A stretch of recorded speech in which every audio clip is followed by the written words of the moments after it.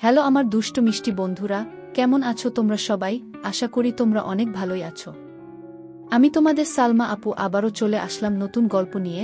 আজকের গল্পটি শুনলে তোমাদের দাঁড়িয়ে যাবে, তাই গল্পটি শোনার আগে অবশ্যই হেডফোন ব্যবহার করো। হ্যালো বন্ধুরা, আজকে আমি তোমাদের বলবো একটি সত্য ঘটনা, যেখানে আমার বড় বোনের সরলতার সুযোগ নিয়ে আমার খালাতো ভাই আমার বোনের সাথে প্রেমের অভিনয় করে। তারপর আমার বাবা মা বাড়িতে না থাকায় কিছুদিন সে আমাদের বাড়িতে থাকত। একদিন রাতের বেলায় আমার বোন যখন ঘুমন্ত অবস্থায় ছিল, তখন সে চুপি চুপি লুকিয়ে গিয়ে সে আমার বোনের সাথে যা করল তা শুনলে বন্ধুরা তোমাদের মাথা গরম হয়ে যাবে, আর তোমরা হাপের কাজ করতে বাধ্য হবে। তাহলে চলুন বন্ধুরা, গল্পটি শুরু করি। গল্পটি শুরু করার আগে বন্ধুরা, তোমাদের নিকট আমার বিশেষ অনুরোধ, দয়া করে তোমরা আমার চ্যানেলটি সাবস্ক্রাইব করে আমাকে সাপোর্ট করবা। নবম শ্রেণীতে পড়ুয়া আমার বড় বোনকে খালাতো ভাইয়ের সাথে একা বাসায় রেখে 15 দিনের জন্য বাবা মা বেড়াতে যায়। শপিং করতে অনেক জায়গায় ঘোরাঘুরিও করেছিল। 15 দিনের শপিংও করেছিল অনেক। চতুর্থ শ্রেণীতে পড়ুয়া আমাকেও বাবা মা সাথে করে নিয়ে যায়। বড় আপাও যাওয়ার জন্য অনেক বায়না ধরেছিল, মায়ের পায়ে পর্যন্ত ধরেছিল তাকেও সাথে নেওয়ার জন্য। কিন্তু বড় আপাও ছিল ভীষণ মেধাবী, তাই মা বলেছিল 15 দিনে লেখাপড়ার অনেক ক্ষতি হয়ে যাবে। যদিও বর্তমানে 9-এ পড়ে, তবুও পরের বছর এসএসসি পরীক্ষার ভালো প্রস্তুতির জন্যই মা বাবা বড় আপাকে সাথে নেয়নি। মায়ের ইচ্ছে ছিল বড় আপা এত ভালো করে লেখাপড়া করবে যেন ভবিষ্যতে মেডিকেলে চান্স পেয়ে ডাক্তার হতে পারে। সেদিন বেড়াতে যাওয়ার জন্য বড় আপা সে কি কান্না! যাওয়ার সময় আপার কান্না দেখে আমারও কান্না চলে এসেছিল। মা বলেছিল, বড় বোনের জন্য মায়া দেখাতে গেলে তোকে ও রেখে যাব। আমার চাকরিজীবী মা একটু বেশিই কঠোর ছিল। বেড়াতে গিয়ে অনেক মজা হয়েছিল, বিশেষ করে বাবা মা অনেক আনন্দ করেছিলেন। কিন্তু কে জানত এই আনন্দেই তাদের জীবনের সবচেয়ে বড় দুঃখ এনে দেবে। আমিও কিন্তু কম আনন্দ করিনি। এটাও মনে হতো আমি একদিন আমার স্বামীর সাথে ঘুরতে আসব, কিন্তু কখনো কখনো স্বামীর পরিচয় নিয়েও যে মানুষ প্রতারণা করে, এটা আমার জানা ছিল না। আর জানা ছিল না মিছিমিছি স্বামীর অধিকার নিয়ে কেউ সামনে আসতে পারে এটাও। আমার নাম রাধিকা। বর্তমানে আমি একজন চিকিৎসক। আমরা 2 বোন। আমার বড় বোনের নাম রাইসা। আমার মা একজন স্কুল শিক্ষিকা আর বাবা ব্যবসায়ী ছিলেন। আমাদের 2 বোনের মধ্যে আমার বড় আপা একটু বেশি মেধাবী ছিল। ক্লাস 5-এ আপা ট্যালেন্ট পুল বৃত্তিও পেয়েছিল। তখন দেখতেও অপূর্ব সুন্দরী ছিল। আমরা যখন বেড়াতে যাই তখন আমাদের বাসায় মোবাইল ফোন ছিল না। একটা ল্যান্ডফোন ছিল আমাদের বাসায়, কিন্তু ঘুরতে যাবে বলে যে ব্যাগ গুছানো সে কি তাড়াটাই না ছিল। বাবা মায়ের কয়েকদিন ধরে নষ্ট হয়ে থাকা ল্যান্ডফোনটা ঠিক করে যাওয়ার সময়ও বাবা মা আর পেল কোথায়। তাই বেড়াতে গিয়ে বড় আপার সাথে আমরা কোনো যোগাযোগ করতে পারিনি। আমরা যদিও সেখানে আমাদের আনন্দের কোনো কমতি রাখিনি। আর হ্যাঁ, বড় আপার জন্য কাপড় চোপড় কিনতে ও একদম ভুলে যায়নি। একজনের পরিচয় দিতে তো ভুলেই গেছি, উনি হচ্ছেন আমার খালাতো ভাই আরিফ মাহমুদ, যাকে আমার বাবা মা আমার বড় আপার সাথে একা বাসায় রেখে গিয়েছিল। উনি তখন অনার্স 3য় বর্ষের ছাত্র ছিলেন। এমন ভালো ছেলে দুনিয়াতে আর একটাও ছিল না। যদিও সেটা আমার বাবা মা খালাদের চোখে ছিল, কিন্তু আমার চোখে ছিল না। বাবা যদিও আমার দাদা দাদিকে বাসায় এনে রাখতে চেয়েছিলেন, কিন্তু 15 দিন তারা আমাদের বাসায় থাকলে 2 জন লোকের বাড়তি খরচ চালাতে হবে, সাথে আবার ওষুধের খরচ লাগবে। মায়ের এসব যুক্তিতে বাবাও আর কথা বাড়াল না। আরিফ ভাইয়াকেই আপার সাথে বাসায় রেখে গেল। 15 দিন ছুটি কাটিয়ে যেদিন বাড়ি ফিরে এলাম, সেদিন বাড়িতে ঢোকামাত্রই আমার খালাতো ভাই আরিফ সাহেব তার ব্যাগ নিয়ে আমাদের বাড়ি থেকে বের হয়ে যায়। এমনভাবেই রেডি হয়েই ছিলেন উনি, যেন আমরা ঘরে ঢুকলেই উনি বের হয়ে যেতে পারবেন। বেড়াতে গিয়ে উনার জন্য মা চকলেট, শার্ট কিনে এনেছিলেন। খালা খালুর জন্য কাপড় চোপড় কিনে এনেছিলেন। সেগুলো ওনাকে মা নিয়ে যেতে বলেছিলেন, কিন্তু ব্যাগ থেকে মায়ের সেগুলো খোলার সময়টুকুও পাননি। ওনার সামনে পরীক্ষা আছে বলে হনহন করে বেরিয়ে গেলেন। সত্যি কয়েক মাস পরে ওনার পরীক্ষাও ছিল। এদিকে অপাকেও খুব রোগা দেখাচ্ছিল। আপার মায়া হরিণীর মতো চোখের নিচে কিছুটা কালিও জমেছিল।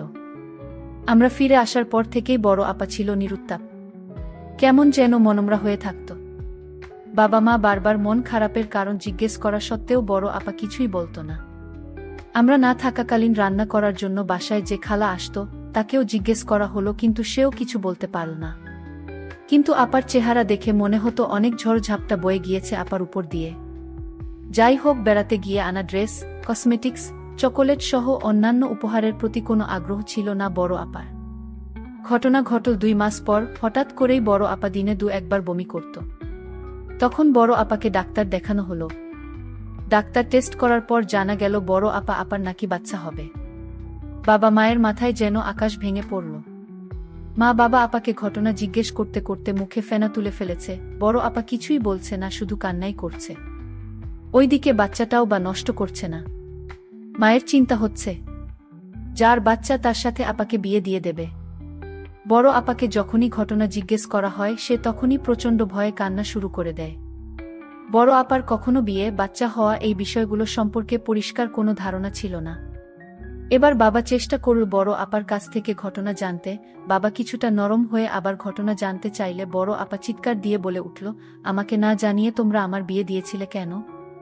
তোমরা তো বলেছিলে আমি লেখাপড়া করে ডাক্তার হব, সেখানে এত ছোট বেলায় বিয়ে দিয়ে কেন রেখে গেছ? এ কথা শুনে বাবা মার হাত পা যেন অবশ হয়ে যাচ্ছিল। বাবা মা জিজ্ঞেস করল, এমন মিথ্যা তোকে কে বলেছে যে তোকে আমরা বিয়ে দিয়েছি? বড় আপা বলে, সে মিথ্যা বলেনি, তার কাছে আমাদের বিয়ের কাগজ ছিল। আমি নিজের চোখে আমার বিয়ের কাগজ দেখেছি। এবার বাবা মা জিজ্ঞেস করে, আমরা যাওয়ার পরে কেউ কি তাকে জোর করে বিয়ে করেছে? সেই বিয়ের কাগজ বা কোথায়? আমাদের কাগজটা দেখা। বড় আপা বলল, না, তোমরা যাওয়ার পরে আমার বিয়ে হবে কেন? তোমরাই তো আমাকে বিয়ে দিয়ে এখানে রেখে গেছ, স্বামী স্ত্রীর সম্পর্ক করার জন্য। এবার বাবা মা আরো অবাক হয়ে যায়। বাবা মা জানতে চাইল, তোর বিয়ের কাগজ কোথায়? স্বামী পরিচয় নিয়ে এসে তোর সর্বনাশ কে করে গেছে? এবার আপা বলল, বিয়ের কাগজ তো আমার হাউসব্যান্ড নিয়ে গেছে, আর সর্বনাশ কেন বলছো? এটা তো বৈধ। তখন মা জিজ্ঞেস করল, এসব ঘটনা কখন হয়েছে? আরিফ তখন কোথায় ছিল? আরিফকে কিছু জানাস না কেন? তখন এসব ঘটনার কথা বড় আপা চিৎকার দিয়ে বলে ওঠে, আরিফ ভাইকে জানাবো মানে? মা কিছু না বুঝলেও বাবা ঘটনাটা কিছুটা ধরতে পেরেছে। বাবা জিজ্ঞেস করল, সে হাতি তোর সাথে কিছু করেছে? হ্যাঁ, তোমরাই তো আরিফ ভাইয়ের সাথে আমাকে বিয়ে দিয়ে রেখে গেছ, স্বামী স্ত্রীর সম্পর্ক করার জন্য। বাবা মা জিজ্ঞেস করল, এসব মিথ্যা কথা তোকে আরিফ বলেছে? আপা উত্তর দেয়, মিথ্যে কথা কেন হবে? আরিফ ভাইয়া আমাকে বিয়ের কাগজ দেখিয়েছে, আর আরিফ ভাইয়া এসব কথা তোমাদেরকে জানাতে নিষেধ করেছে। তাহলে নাকি উনি আত্মহত্যা করবেন? তাই আমি প্রথমে তোমাদেরকে কিছুই বলিনি। মা এবার কান্না করতে শুরু করল। মা বলল, আরিফদের সাথে তো কোনোভাবেই তোর বিয়ে বা শারীরিক সম্পর্ক বৈধ না, কারণ শিহাবের সাথে আমাদের একটা অন্য সম্পর্ক আছে। এটা তুইও জানিস, আরিফ ও জানে। তারপরেও বড় আপাকে মা আবারও জিজ্ঞেস করল, আমরা যাওয়ার পরে কি আরিফ তোকে বিয়ে করেছে? বড় আপা তখন রেগে গিয়ে বলল, আর কতবার বলবো, এক কথা বারবারই তো বলছি যে তোমরা বিয়ে দিয়ে আরিফ ভাইয়ের সাথে আমাকে একা রেখে গেছো বাসর করার জন্য। এরপর আরিফ ভাইয়ের পরিবারকে ডেকে আনা হলো, সাথে দুই পক্ষের অন্যান্য আত্মীয় স্বজনকেও ডাকা হলো সেদিন। কিন্তু আরিফ ভাইয়া আসেনি, সে তার বাড়িতেই থেকেছে। খালা খালু তাকে ফোন করে জিজ্ঞেস করার পরে সে সব ঘটনা পুরো অস্বীকার করেছে। শুধু অস্বীকারই না, সে বলেছে কার সাথে এই সর্বনাশ করে এসেছে। এখন তাকে দোষ দেওয়া হয়। বিয়ের কাগজের কথা বললে সে বাবা মাকে বলেছে, তাহলে আপনার মেয়েকেই বলুন বিয়ের কাগজ দেখাতে। বড় আপার কাছে তো আরিফ ভাই কোনো কাগজ রেখে যায়নি। আপা কাগজ কোথা থেকে দেখাবে? তাছাড়া ধর্মীয় ও সামাজিকভাবে আরিফ ভাইয়ের সাথে বড় আপার বিয়ে বা শারীরিক সম্পর্ক কোনোভাবেই বৈধ না। এটা আরিফ ভাই জানত। আরিফ ভাইয়ের মতন প্রাপ্তবয়স্ক একজন ছেলের পক্ষে এই বিধান ভঙ্গ করার কথা নয়।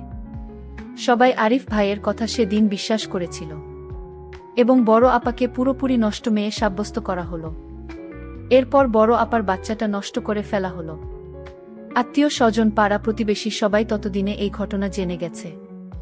সবাই আমাদের সাথে দূরত্ব তৈরি করে নিল। বড় আপার কোনো বান্ধবী আর বড় আপার সাথে মিশত না। আর পুরুষের কথা কি বলব, অনেক পুরুষ মানুষই বড় আপাকে দেখলে মনে হয় যেন একটা পতিতা দেখত। ওদিকে যেসব ছেলে বড় আপার সাথে বন্ধুত্ব করতে চাইত তাদের একটাই উদ্দেশ্য ছিল হয়রানি করা। বড় আপা কখনোই আর কারো ফাঁদে পা দেয়নি। বড় আপা না পেয়েছিল আত্মীয় স্বজনদের কাছ থেকে একটু শান্তি, আর না পেয়েছিল বন্ধুবান্ধব প্রতিবেশীদের কাছ থেকে একটু স্বস্তি। স্কুলেও ছিল একই অবস্থা, যেখানেই যেত কোনো না কোনো পুরুষ অসৎ উদ্দেশ্য নিয়ে লাগাতে চাইত।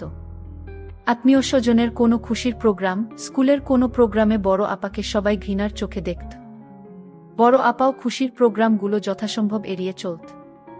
আপার জীবন থেকে যেন সব খুশি বিদায় নিয়েছিল। সায়েন্স গ্রুপের বেশি বেশি প্রাইভেট পড়তে হতো। প্র্যাকটিক্যাল ক্লাস করতে হয় বলে ঘরের বাইরেও একটু বেশিই থাকতে হয়। বাবা কিছুটা বুদ্ধি করে বড় আপাকে ইন্টারমিডিয়েটে আর্টস গ্রুপে ভর্তি করিয়ে দেয়।